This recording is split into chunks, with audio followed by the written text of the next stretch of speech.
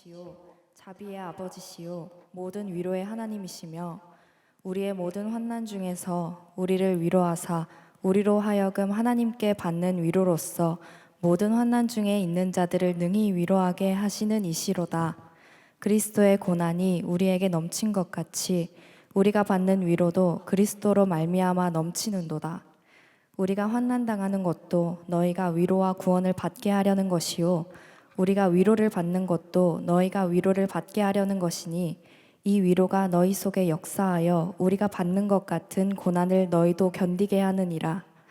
너희를 위한 우리의 소망이 견고함은 너희가 고난에 참여하는 자가 된 것 같이 위로에도 그러할 줄을 알미라.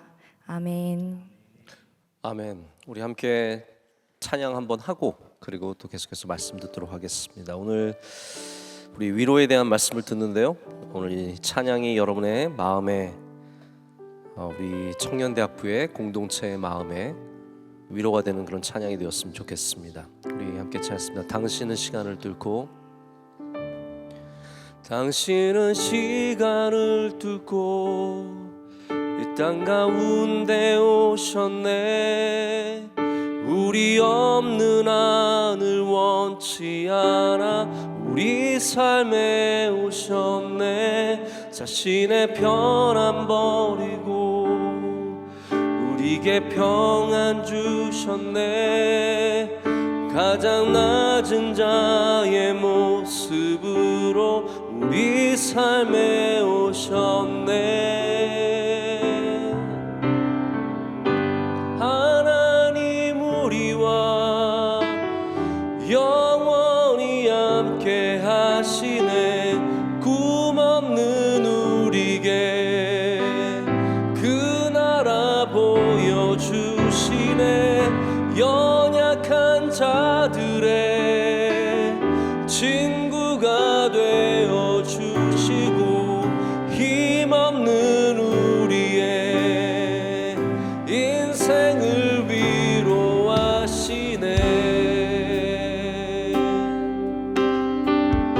당신은 시간을 뚫고, 당신은 시간을 뚫고 이 땅 가운데 오셨네.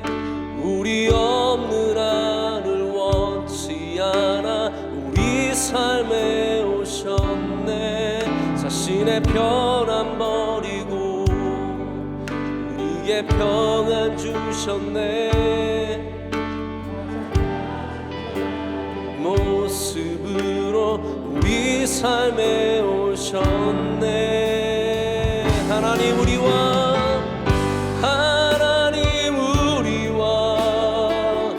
영원히 함께 하시네.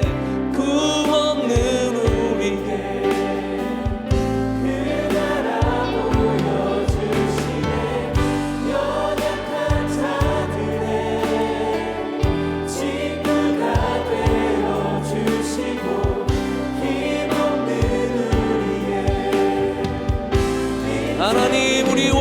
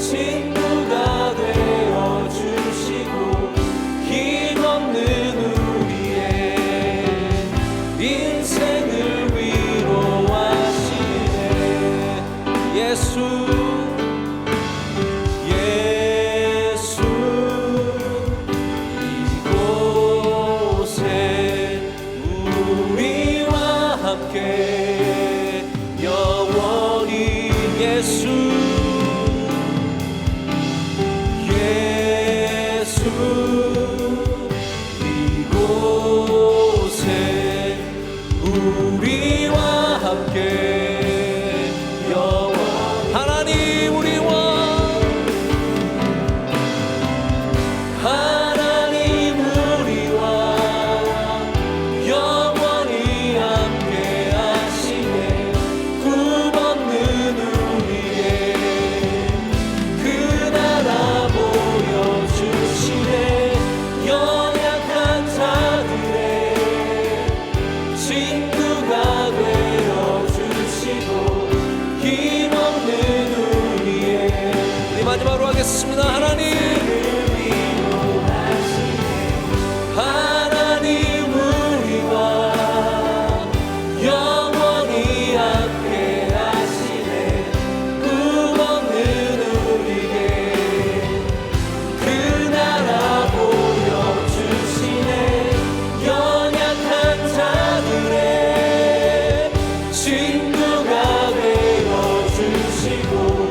힘없는 우리의 인생을 위로하시네.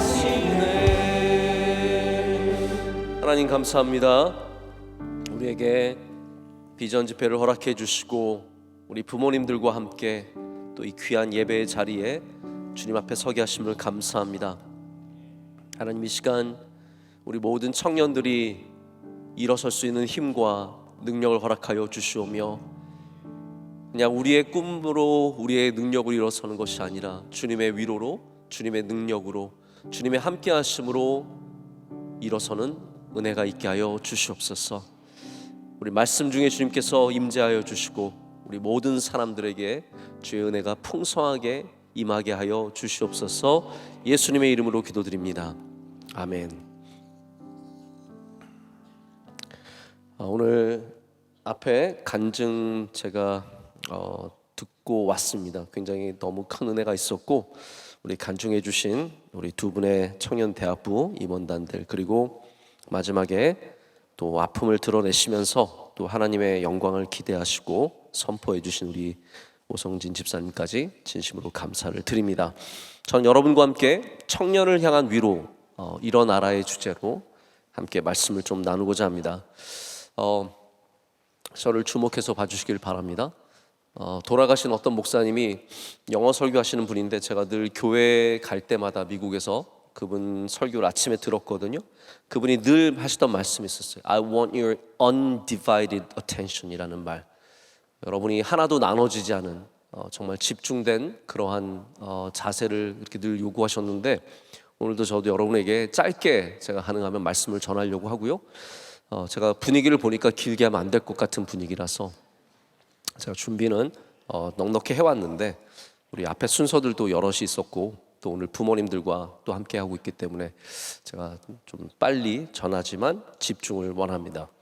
우리가 하나님을 믿지만, 하나님을 믿고 사는데 하나님의 위로 없이 살아서는 안 됩니다. 여러분이 믿음 생활을 하면서 하나님의 위로를 반드시 경험해 보셔야 합니다. 그래서 우리가 믿음을 경험한다는 것이 여러 가지 레벨이 있습니다. 놀라운 기적을 경험할 수도 있고, 하나님의 인도하심을 경험할 수도 있고, 또 어느 날 정말 답답한데 무지개가 보이기도 하고, 정말 아무것도 안 보이는 인생에서 갑자기 터널 끝에 빛이 보이는 그런 경험을 하기도 합니다. 그 모든 것 가운데 여러분께서 항상 함께 경험하셔야 하는 것이 하나님의 위로입니다. 왜냐하면 하나님은 위로하시는 분이시기 때문입니다. 하나님께서 엘리야를 부르셨고 엘리야가 종이 되어서 위대한 일들을 합니다. 이세벨과 정면으로 붙어서 850명의 바알과 아세라의 제사장들을 물리치고, 그가 그 큰 경험을 한 다음에 부엘세바 아래로 도망을 가서 그 사막으로, 그 광야로 들어가죠. 하룻길을 걸어 들어가서 저 죽고 싶습니다. 사실 젊을 때 그런 마음이 제일 많이 듭니다. 죽고 싶은 마음이 듭니다. 다 포기하고 싶고 내려놓고 싶은 마음이 들 때가 있습니다. 근데 하나님은 절대로 그 엘리야의 그 마음을 내버려 두지 아니하시고, 야, 너 믿음 있는 사람은 왜 그러냐? 저는 그 말이 제일 안 좋은 거야. 너 믿는 사람은 왜 그러냐? 다 그럴 수 있거든요. 정말 예수님 잘 믿고 하나님 사랑하는데 마음 힘들 때가 있고요, 내 마음대로 안 될 때가 있어요. 근데 우리는 너 믿는 사람이 왜 그러니? 라고 쉽게 정죄합니다. 엘리야와 같은 사람이 너 믿는 사람이 왜 그러니? 너 주님의 종이 능력 있는 종이 왜 그러니? 하나님 그러실 수 있지만 하나님 그런 말씀하지 않으십니다. 그에게 까마귀를 보내서 음식을 나르게 하시고, 그에게 별거 아닌 것 같지만 로뎀이라는 나무 아래서 그늘에서 쉬게 하시고 위로하십니다. 할렐루야. 엘리야가 능력 있는 엘리야도 있는데 위로받은 엘리야가 진짜 엘리야가 되는 겁니다. 여러분, 능력으로만 살지 마시고 하나님의 위로로 일어서시길 축복합니다. 우리가 능력으로 일어서는 것도 있습니다. 힘 있으니까. 아침에 여러분 공부하러, 저도 이제 대학교 때 아직도 생각이 나는데, 대학생 때 뭐 좋은 학교 가면은 벌떡벌떡 일어나시나요? 서울대 다니는 사람 물어보고 싶어요. 서울대 다니면 마침 서울대 가야지 이러면서 일어나십니까? 뭐 좋은 회사 다니면, 삼성 다니면 이야 나는 삼성맨이니까 벌떡, 그런 거 없습니다. 다 능력으로만 일어나는 거 아닙니다. 나는 IQ가 좋으니까 벌떡, 나는 키가 185니까 벌떡, 이런 거 없습니다. 때로는 아침에 정말 죽기보다 싫을 정도로 가고 싶지 않고 꼭 해야 되나 그런 마음도 듭니다. 그러나 하나님이 위로해 주시면 일어설 수 있습니다. 그래서 하나님의 음성은 여러 음성을 들어보셔야 돼요. 하나님은 때로는 우리에게 샤우팅 하십니다. 야, 기봐! 그렇지만 때로는 우리에게 잔잔히 다가오십니다. 아이를 아침에 깨울 때 어떻게 깨우는 게 제일 좋을까요? 여기 부모님들 많이 계시는데 보통 어떻게 깨우셨습니까? 처음에는 좋은 소리로 깨우죠. 학교 가야지, 학교 가야지 그럽니다. 그러나 이제 조금 민기적거리고 있으면 야, 학교 가야지. 그러다가 좀 더 민기적거리면 야, 학교 안 갈 거야? 그러다가 진짜 안 일어나면 그 다음부터는 제가 흉내낼 수 없는 목소리로 깨웁니다. 아이들을 가장 건강하게 깨우는 방법은 도레미미로 깨우는 거래요. 그래서 깨울 때 어떻게 깨우냐면 하나야 일어나, 미미미 미미미, 이게 제일 좋은 방법이래요. 이게 소리 되면 약간 이제 긴장하면 하나야 일어나. 경상도 사람은 이게 안 됩니다. 왜냐하면 억양에 이미 음의 분포도가 굉장히 심합니다. 하나야 안 일어나니. 도에서 한 옥탑으로 왔다 갔다 하기 때문에 아이가 굉장히 불안정하게 큰다고 합니다. 근데 제일 좋은 깨우는 방법은 스킨십으로 깨우는 거래요. 가서 부벼주면서 야 일어나야지, 야 일어나야지. 저희도 아이들 깨우는 방법이 있습니다. 요즘 아이들은 제가 여러 번 시도를 해봤는데 제일 좋은 방법은 유튜브로 깨워주는 겁니다. 그 흔한 남매 봐야지. 그럼 벌떡 일어납니다. 네. 뽀로로 봐야지. 네. 여러분 우리 모두가 일어서기 위해서는 하나님의 위로가 필요합니다. 하나님의 만지심, 하나님의 음성. 특별히 청년들에게, 왜냐하면 어른들이 더 고생하세요. 그러나 청년들의 어려움은 어른들이 감당할 수 없는 또 다른 종류의 어려움입니다. 그래서 누가 저에게 목사님 젊어지고 싶지 않으세요? 그러면 우선 이렇게 얘기합니다. 나는 이미 지금도 젊고 이렇게 저 안 늙었어요? 아직까지 농구도 하고 다 합니다. 뭐 50 넘으면 막 죽은 것처럼 생각하는 사람들이 있어요. 꼭 그렇지 않습니다. 인생이 50에 끝나는 거 아니에요. 여러분 절대로 그렇게 생각하지 마세요. 나 30인데 목사님 저 인생이 끝난 것 같아요. 그럼 미친 거예요. 그거는 30에 인생이 왜 끝나요? 50에도 이렇게 멀쩡한데 60에도 저는 분명히 제가 지금 50에 60 어떻게 살지? 60 너무 부끄러울 것 같아. 60이면 나 연세가 어떻게 돼요? 60이 60 생각만 해도 너무 그런데 막상 60이 되면 전혀 안 그럴 것 같아요. 60이 이거 괜찮은데? 이 인생 살만한데? 나쁘지 않은데? 왜냐하면 제가 50이 돼 보니까 not bad, It's okay, man. 이상하지 않아요. 괜찮아요. 젊어지고 싶으냐는 분들에게 저는 젊어지고 싶지 않다고 얘기합니다. 왜냐하면 그때로 돌아가서 다시 감당할 자신이 없습니다. 그만큼 젊은 시기가 우리에게 어렵고 힘듭니다. 그렇기 때문에 여러분이 믿음만 가져서는 안 되고 하나님의 위로를 많이 받으셔야 합니다. 위로는 하나님의 위로가 필요합니다. 제가 어떤 책을 잠깐 봤는데 스스로 건너다라는 제목의 책인데 부산의 어떤 철학 교수님께서 쓰셨어요. 근데 이거는 불교적인 책이에요. 육조 해능선사의 육조 단경에 나오는 자성자도가 모티브래요. 자성자도는 뭐냐면 나의 힘으로 자기를 구원하다, 구제하다는 거예요. 여러분 불교를 아시죠? 불교는 열반에 이르기 위해서 내가 거기에 수련을 더하고 깨닫다가 깨닫게 되면 열반에 널바나에 이르는 것이죠. 내가 구원을 이루는 거예요.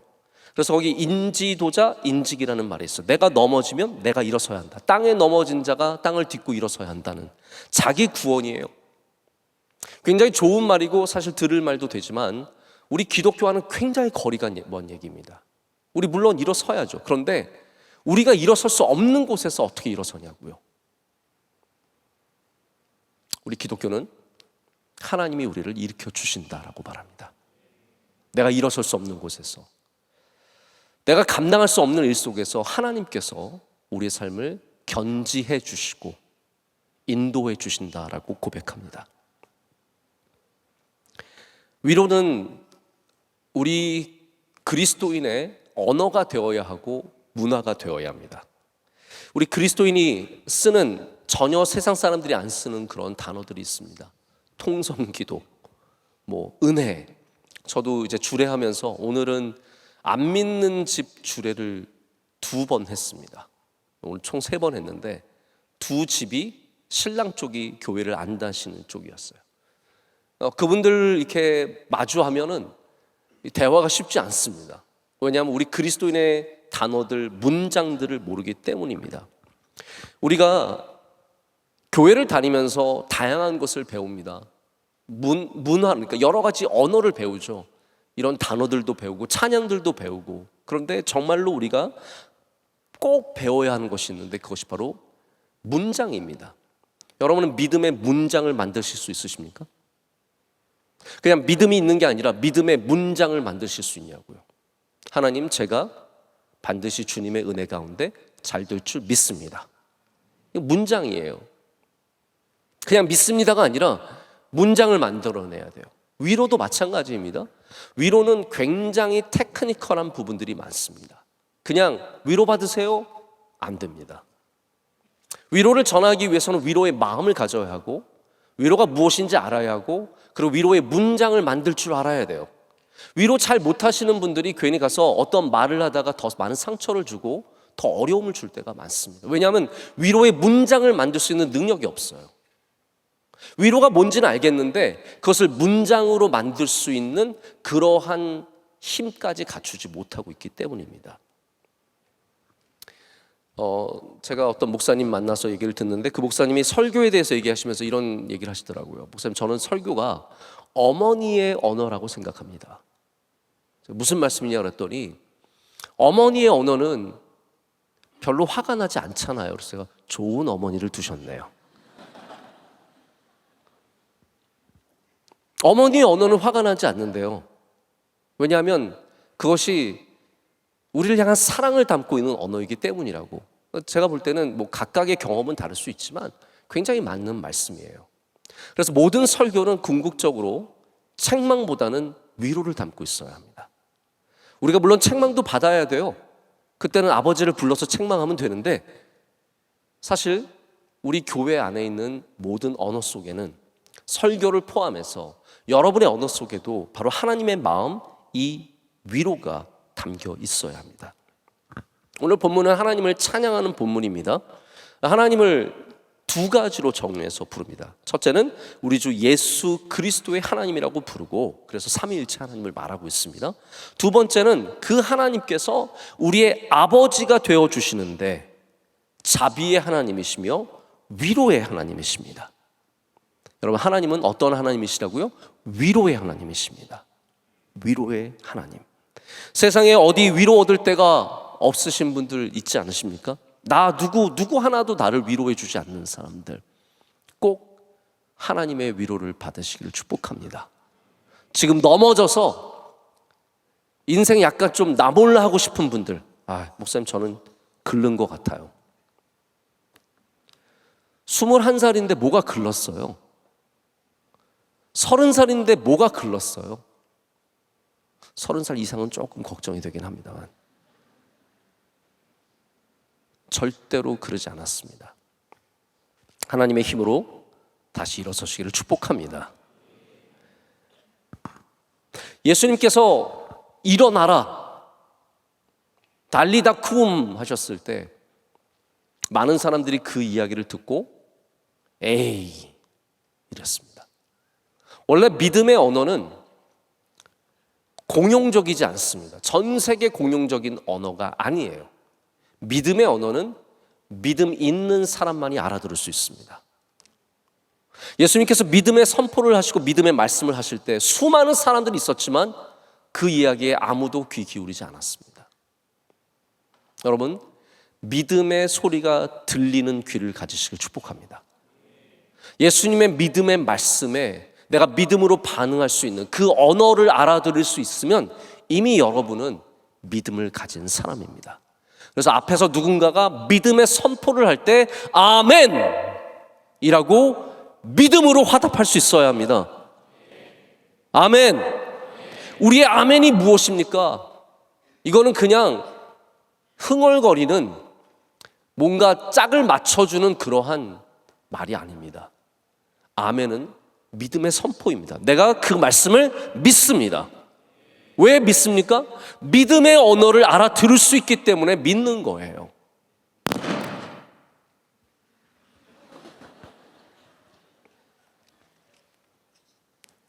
자, 오늘 별로 웃기는 일이 없으니까 이게 도와주고 있습니다. 하나님께서 어떻게 하나님이 위로의 하나님이신 줄 아냐면 이사야 40장 1절 말씀이 어떻게 되어 있냐면요. 자, 이사야 여러분 아시죠? 이사야가 몇 장인가요? 성경 퀴즈 나갑니다.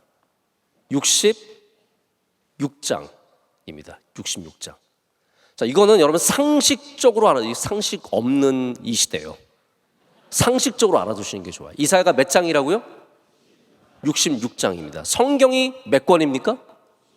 그래요. 성경이 66권이에요. 제가 몇 번 말씀드렸는데 이사야와 성경은 똑같은 구조를 갖고 있어요. 그래서 구약이 몇 권이에요?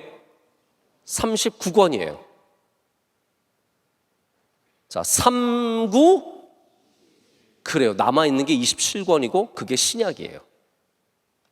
네? 괜찮죠? 네? 39장 39, 27 그렇게 외우면 돼요. 그래서 구약은 39권이고 신약은 27권이고 그런데 이사야의 구조가 똑같습니다. 그래서 1장부터 39장은 하나님의 심판에 대한 말씀이에요. 마치 구약과 같습니다. 그리고 40장부터 마지막 66장까지 27장은 바로 하나님께서 메시아를 보내시기 위한 위로의 말씀이에요. 그래서 그 40장 1절 위로가 시작되는 구절이 뭐냐 하면 이렇게 해요. 이렇게 돼요. 너희의 하나님이 이르시되 너희는 위로하라 내 백성을 위로하라. 할렐루야. 이게 하나님의 마음이세요. 여러분을 향한 하나님의 마음이세요. 그 위로의 주체가 누구실까요? 메시아 예수 그리스도라는 거예요. 하나님께서는 바로 메시아를 통해서 예수 그리스도를 통해서 하나님의 백성을 살리시고 일어나라 라고 말씀하시는 것이고 그 중심에는 바로 이 위로라는 힘이 있습니다. 바울이 이것을 너무나 잘 이해했고 그렇기 때문에 바울의 쓰는 편지에는 바로 이 위로의 하나님이 등장합니다. 고린도후서 저희가 이미 고린도 전서 후서를 제가 강해를 했기 때문에 들어보셨겠지만 다른 서신서와 다르게 고린도 후서는 축도로 시작하고 있습니다. 제가 축도에 대해서도 한번 설교한 적이 있습니다. 베네딕션이죠. 원래 마지막에 축복하는 말이에요. 예수 그리스도의 은혜, 하나님의 사랑, 성령의 교통하심이 너희와 함께 할지어다. 이게 축도입니다. 그런데 오늘 우리가 읽은 이 본문의 말씀은 단순한 인사가 아니라 축도입니다. 보통 인사는 은혜와 감사에 대한 표현이지만 오늘 이 말씀은 위로가 너희 중에 함께하여 그 위로가 하나님의 역사를 이룰지어다라고 말하고 있습니다. 고린도 교회 교인들은 부자였지만 여전히 위로가 필요한 사람이었습니다. 여러분 어떻게 생각하세요? 돈 많고 똑똑하고 잘 살고 아는 사람 많으면 위로가 필요 없을까요? 여기 돈 많은 분 한번 손 들어보세요. 돈 많은 분 위로가 필요 없습니까?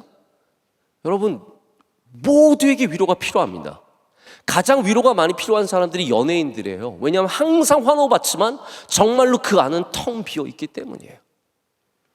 세상에서 잘 나가는 사람들 많은 사람을 알아도 내가 거기에서 다 위로를 받는 거 아닙니다. 우리에게는 진정한 위로가 필요하고, 그렇기 때문에 고린도 교회가 모든 것으로 다 갖추었지만 이 고린도 교회에 바울이 하나님의 위로를 빌어주고 있습니다.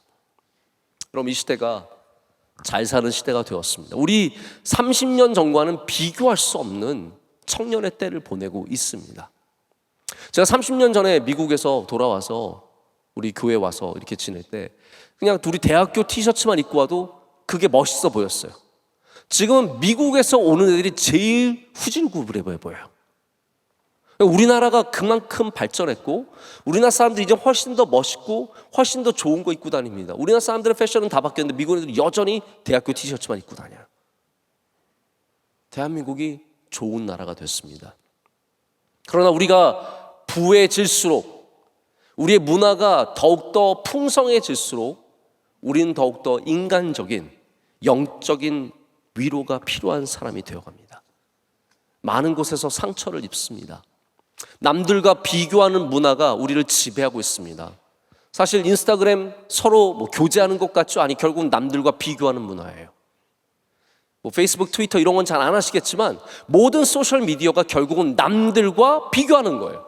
얘는 어디 갔고, 얘는 뭘 입고, 얘는 뭐를 들고, 얘는 어디 학교 다니고, 얘는 남자친구 있어서 이제 결혼하고, 여기에서 나만 다시 나는 아무것도 아니고, 나는 아는 사람도 없고, 나는 가진 것도 없고,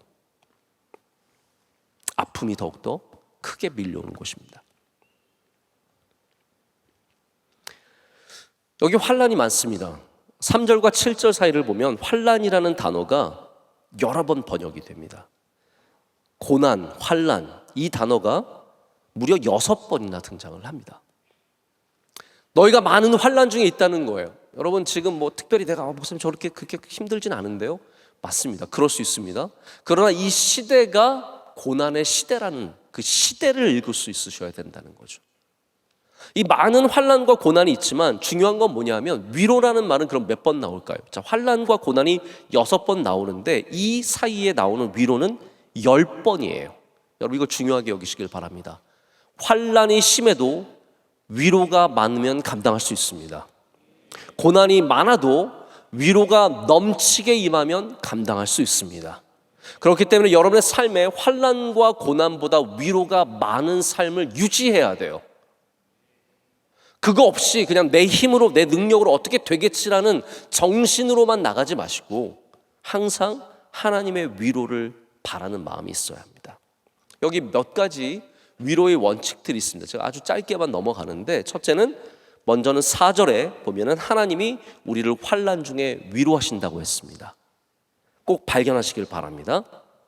또한 4절의 후반부를 보면 하나님은 우리가 받은 그 위로가 우리 안에 머물러만 있는 것이 아니라 다른 환난 중에 있는 사람에게 흘러가기를 원하십니다.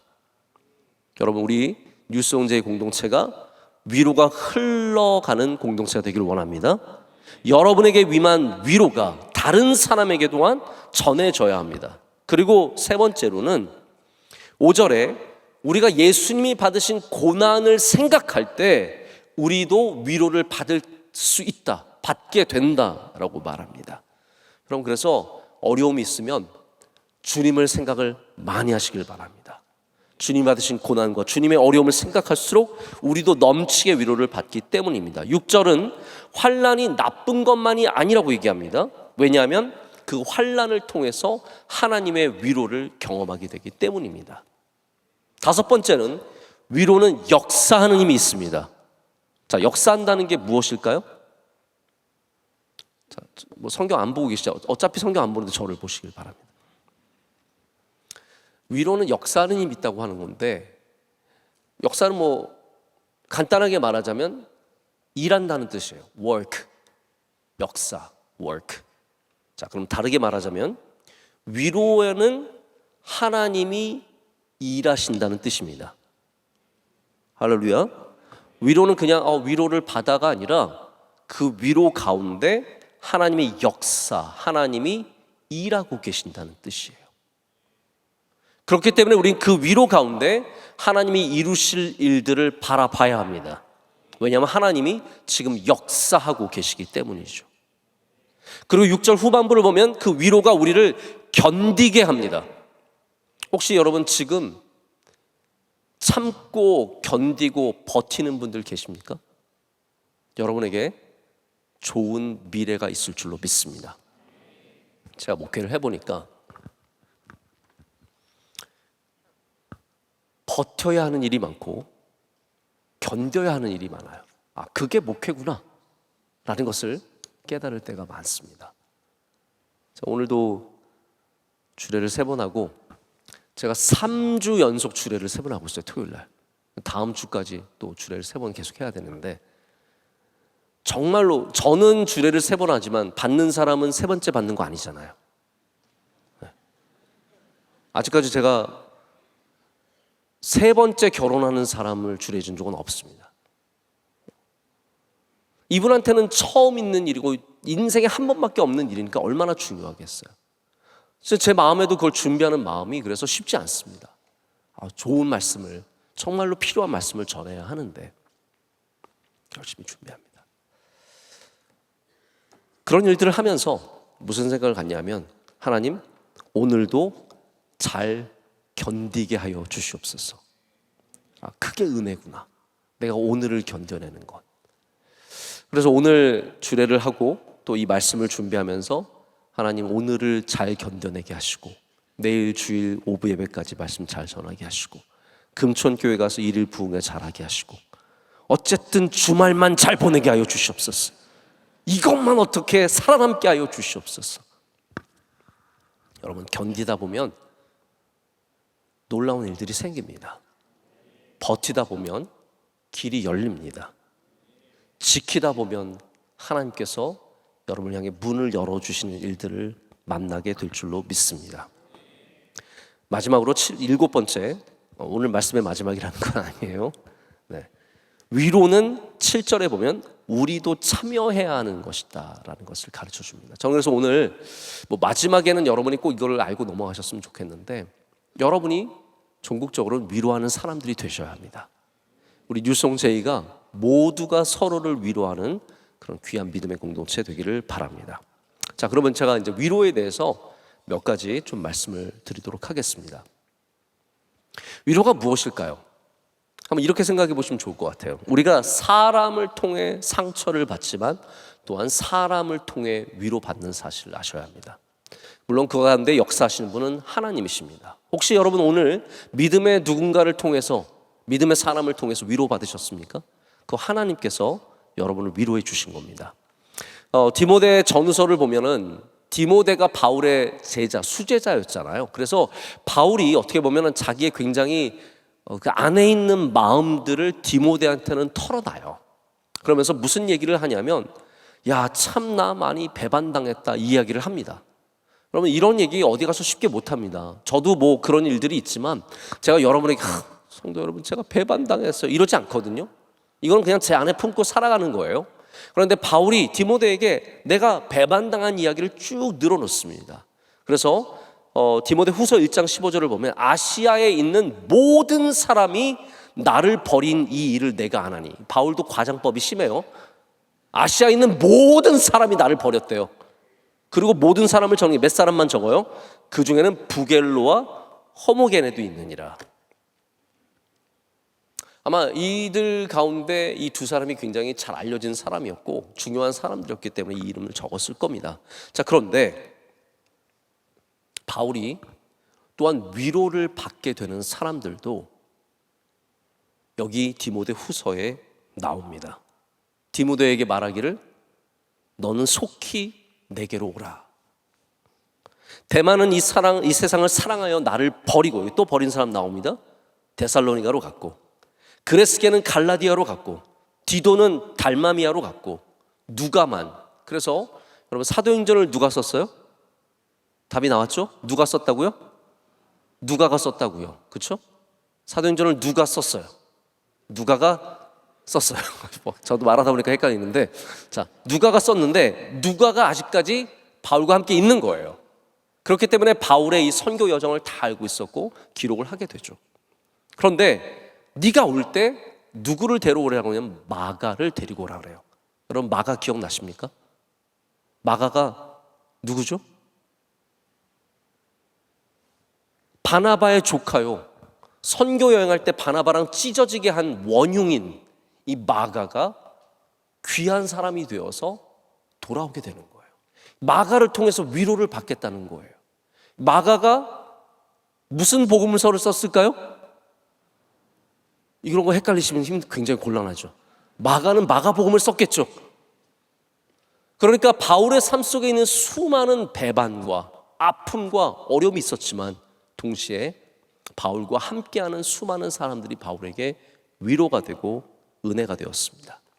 특별히 오네시보라고 하는 사람이 바울을 찾아가서 그를 방문하고 감옥에 있는 그를 찾아가서 위로하고 그에게 음식을 전하고 옷을 전하고 그런 일들을 감당하면서 위로를 계속해서 전합니다. 여러분 꼭 기억하시기 바랍니다. 여러분이 위로가 될 수 있습니다. 여러분 한 명이 찾아가는 것이 위로가 되고, 여러분 한 명이 무엇인가를 건네주는 것이 위로가 되고, 여러분 한 명이 그 자리를 버티고 있는 것이 위로가 됩니다. 두 번째는 위로는 힘을 주는 것입니다. 그래서 encouragement랑 같은 의미예요. 우리가 보통 이제 위로라고 하면 영어로는 comfort라는 말을 씁니다. 아시죠? 자, com은 뭐 아시겠지만 같이, 함께죠. 자, 그럼 forte는 뭘까요? forte 하면 아시겠죠? forte가 뭐예요? 악장. forte가 뭐예요? 네? 세게. 그걸 왜 이렇게 힘들게 말해? 웃기만 하면 내가 뭐 알아요? 네? 미소 작전으로 넘어가려고. forte는 세게예요. 힘있게, 강하게. 그래서 comfort는 뭐냐 하면 누군가에게 힘을 강하게 해주는, 강함을 주는 것이 위로입니다. 하나님은 하나님의 일을 맡기실 때 우리를 위로하심으로 우리를 강하게 하시는 분이십니다. 자, 그래서 계속 말씀을, 엘리야를 기억하세요. 엘리야가 그 위로를 받았기 때문에 끝까지 사명을 감당할 수 있던 것을 기억한다면 우리는 반드시 하나님이 주시는 위로를 받아야 합니다. 하나님께서 마리아 기억하시죠, 여러분? 예수님을 낳은 마리아를 부르시고 가브리엘을 보내셔서 가브리엘에게 천사가 나타나서 마리아에게 말합니다. 마리아에게 말하기를 은혜를 받은 자여 평안할지어다 주께서 너와 함께 하신도다 말하면서 계속해서 힘을 줍니다. 위로합니다. 너 할 수 있어. 할 수 있을 거야. 이 일이 어렵지만 반드시 주님께서 너와 함께 하시니까 능력을 주실 거고 넉넉히 감당할 수 있을 거니까 가까이 와서 끊임없이 우리에게 힘을 주는 것이 하나님의 하시는 일이고, 그렇기 때문에 우리는 지금도 하나님 가까이 나아가야 합니다. 할렐루야. 멀어지시면 안 됩니다.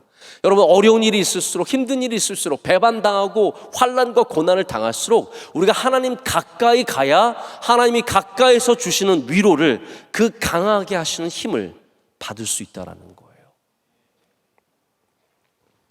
혹시 위로를 하실 때 그냥 말이 떠오는 대로 하시는 분들 계십니까?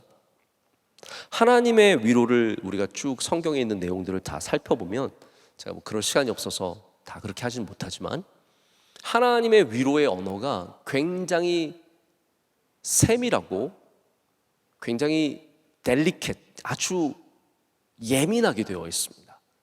그래서 우리의 언어도 절대로 그냥 머리에 떠오르는 대로 그냥 내 마음 받아줘 하는 식으로 해서는 안 됩니다. 여러분이 위로할 수 있는 좋은 믿음의 언어들을 꼭 가꾸시길 축복합니다. 위로하다가 잘못하시는 분들이 굉장히 많아요. 저희가 이제 아이가 없을 때 뭐 예를 들어서 제가 다니던 그 미국 이민교회 권사님들이 늘 저희 아끼시면서 걱정해 주시는데, 걱정해 주시는 건 좋은데 말은 위로가 한 번도 안 됐어요. 왜냐하면 말씀을 하실수록 우리에게 상처가 되는 말씀을 하시는 거예요. 목사님 비실비실 대더니 그런가 보다. 그럼 네? 우리 사모님이 건강이 안 좋아서 그런가 봐요. 그러니까 뭔가 말을 해도 그렇게 하는 것보다는 훨씬 더 좋은 말들이 많이 있거든요. 좀 우리가 위로의 언어를 배울 수 있어야 합니다. 목적이 이끄는 삶을 쓰시고 미국의 새들백 교회를 너무나 귀하게 섬기신 릭 워렌 목사님과 그 사모님 K 워렌 사모님이 있는데, 그분의 아들인 매튜라는 친구가 오랫동안 정신적으로 굉장히 어려워하다가 스스로 목숨을 끊었어요. 그게 벌써 한 10여 년 전 일인 것 같아요. 그 일이 있은 다음에 릭 워렌 목사님이 너무 큰 충격을 받고 한동안 목회를 못 하시고 설교도 못 하시고 있다가 나중에 들어오셨는데, 그 사모님이 이런 글을 올렸어요. 한번 들어보세요. 진정한 친구들은 슬퍼하는 사람들이 그들을 삼킬 것 같은 어둠으로부터 올라오기까지를 두려워하지 말고 조급해하지 말고 인내하며 기다려야 합니다. 진정한 친구들은 자신들의 오래된 친구의 예전 그 모습 그대로 돌아가기를 강요하지 않습니다. 오히려 이제는 상황이 달라졌음을, 그리고 그들의 사랑하는 친구들의 상처를 갖고 있음을 부여안고 하나님의 자비하심을 나타내는 방식으로 공감하며 아무것도 요구하지 않는 자세로 함께해야 합니다. 진정한 친구들은 조금 지저분한 것을, 그리고 느린 것을, 그리고 몇 마디 하지 않는 것을 받아들입니다. 그리고 이제 그만 슬퍼하라고, 이제 앞으로 나아가라고 말하지 않습니다. 저는 이 말이 참 좋았어요. They don't say move on, move on. 이제는 앞으로 가야지. 이제는 그만 슬퍼해야지. 이제는 네 삶으로 돌아가야지. 이렇게 너무 급하게 말하지 않는다는 거죠. 여러분, 위로는 그렇습니다. 이렇게 누군가 어둠 속에 잠겨 있는 사람을 우리가 억지로 끌어내는 게 위로가 아닙니다. 위로는 어둠 속에 잠겨 있는 사람을 기다려주는 게 위로입니다. 그 어둠에서 벗어나기를 기도해주고 기다려주고 참고 인내하고, 그들이 올라와서도 말하지 않음을 기다리고, 너 왜 말을 안 하니? 전 아까 우리 오성진 집사님이 너무나 아픈 간증을 해주셨는데, 그 사랑하는 딸이 방에 들어가서 나오지 않을 때, 그 깊은 어둠 속에 있을 때 그 기다리신 것이 위로라고 생각합니다. 기다리는 게 쉽지 않습니다. 뭔가 말로 해결하려고 그래요. 야, 나와봐, 얘기를 해보자. 여러분, 우리의 뭐 얘기를 하면 다 되던가요? 사실 그렇지 않잖아요. 해결되지 않는 문제 속에서 그 옆에서 사랑으로, 포기하지 않음으로 기다려주는 것, 그것이 어쩌면 진짜 참된 위로의 모습이고, 그것이 바로 주님께서 우리에게 보여주시는 위로의 모습입니다. 지금 여러분이 어떻게 하나님을 느끼시는지 모르지만 하나님께서 지금 우리와 함께 하십니다. 우리를 기다려 주십니다. 우리를 조급하게 몰아세우지 않습니다. 우리의 믿음 없음을 하나님은 기다려 주십니다. 우리의 연약함을 하나님께서는 참아 주십니다. 그것이 위로입니다. 성경은 위로로 가득합니다. 제가 이제 정말로 말씀을 맺습니다. 오늘 벌써 이미 예배 시작한 지 우리 좀 시간이 지났기 때문에 말씀을 맺고자 합니다. 성경은 위로로 가득하고, 아까 말씀드린 것처럼 이사야의 후반부 전체가 위로의 메시지입니다. 여러분, 위로가 필요하시면 이사야 40장을 펴세요. 그리고 27장을 읽으세요. 끝까지 읽어보세요. 그 안에는 바로 우리를 향해서 주신 예수 그리스도, 우리의 질고를 지고 우리의 아픔을 지고 우리를 위해서 죽으신 어린 양 예수 그리스도가 나와 있고, 그분을 향한 믿음이, 그리고 그분께서 우리를 위로하시고 건져 주실 것임을 얘기하고 있습니다. 여러분, 위로할 일이 필요하십니까? 우리 주님께 고백하시길 축복합니다. 주님께 가서 정말로 주님 앞에 여러분의 모든 아픔들을, 어려움들을 내려놓으십시오. 그럼 주님께서 일어서는 힘을 주십니다. 자, 이 이야기 하나만 말씀드리고 말씀을 맺을게요. 유명한 소설가죠. 안톤 체코프의 The Lament라고 하는 소설이 있습니다. Lament는 애가죠. Lamentation, 예레미야 애가, 슬픔의 노래입니다. 이 짧은 이야기는 마차를 끌고 승객을 태우는 한 노인의 이야기입니다. 이 노인의 아들이 안타까운 사고로 죽고 말았습니다. 그래서 이 노인은 이 슬픈 이야기를 누군가에게 하고 싶었습니다. 하루는 일을 하는데 굉장히 큰 부자가 탔습니다. 부자가 마차에 타자마자 이 노인이 말을 시작합니다. 내 아들, 제가 제 아들 이야기 좀 해드릴게요. 그러자 부자는 바쁘다고 재촉하고 이야기를 듣지 않습니다. 들어줄 시간이 없습니다. 부자가 내린 다음에 다른 사람이 마차에 탑니다. 이 사람은 저 멀리 도시 건너편으로 가는 사람입니다. 노인은 또 이분이 타자마자 내 아들, 제 아들 이야기를 해드릴게요 외칩니다. 근데 이 사람 역시 들으려고 하지 않습니다. 노인 조용히 마차만 모십시오. 날이 저물어서 마국간으로 돌아간 이 노인은 말을 마차에서 풀어놓고 말의 털을 빗어주면서 말에게 말하기 시작합니다. 내 아들.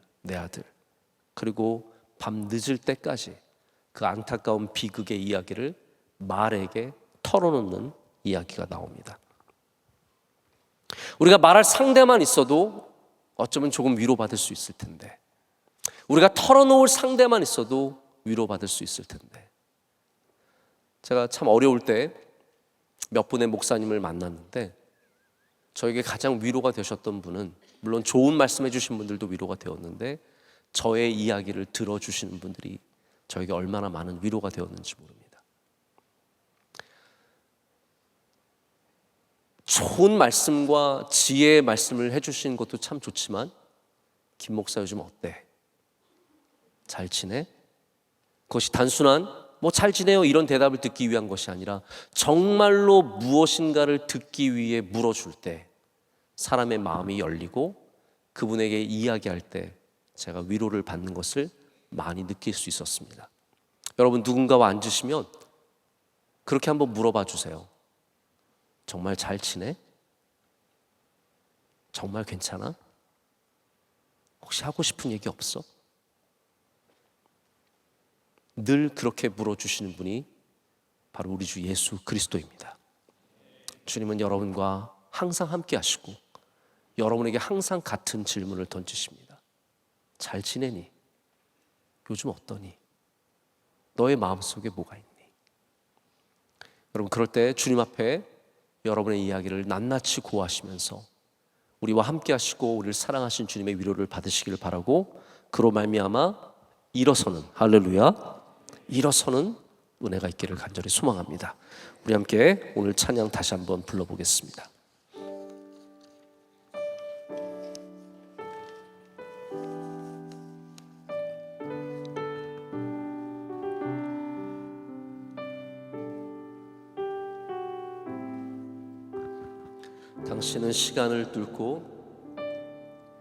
당신은 시간을 뚫고 이 땅 가운데 오셨네. 우리 없는 하늘 원치 않아 우리 삶에 오셨네. 자신의 편안 버리고 우리에게 평안 주셨네. 가장 낮은 자의 모습으로 우리 삶에 오셨네. 하나님 우리와 영원히 함께 하시네. 꿈없는 우리에게 그 나라 보여주시네. 연약한 자들의 친구가 되어주시고 힘없는 우리의 인생을 위로하시네.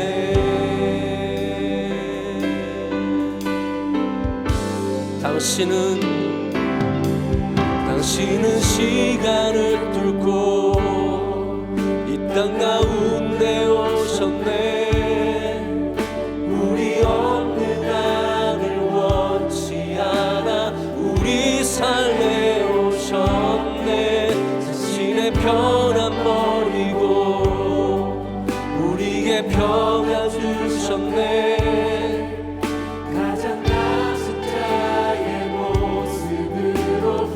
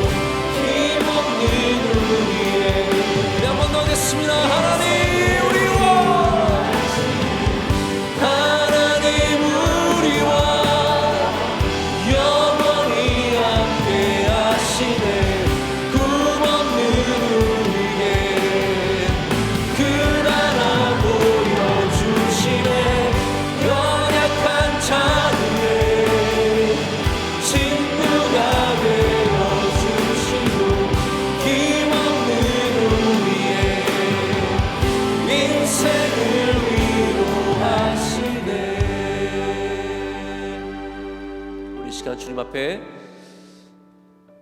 주님의 위로를 바라면서 뜨겁게 기도하기를 원합니다.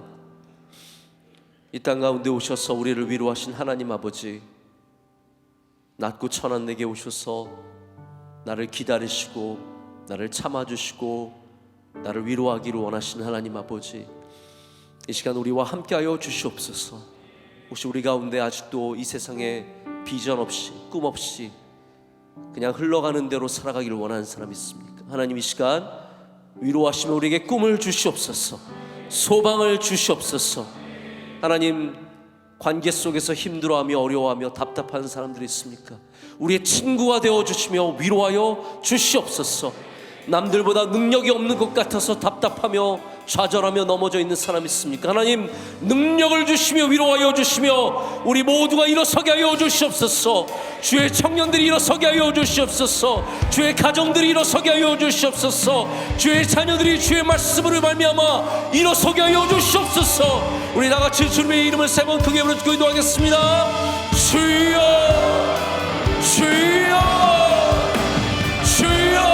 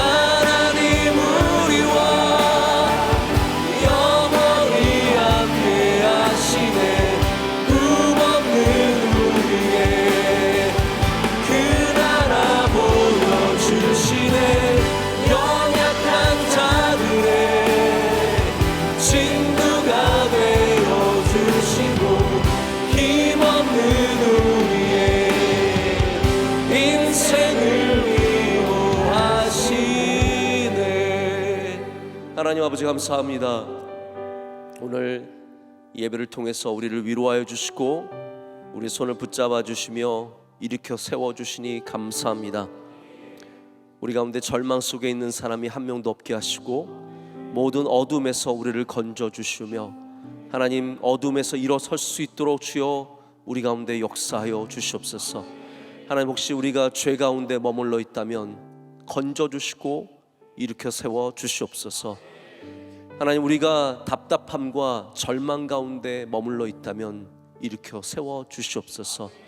하나님, 우리가 할 수 없는 일들 때문에 우리의 능력의 부족함으로 머물러 있는 사람들이 있으면 지혜와 능력을 주시며 일으켜 세워 주시옵소서. 오늘 우리 부모님들도 함께하고 계십니다. 부모님이 자녀들의 위로가 되게 하시고 자녀들이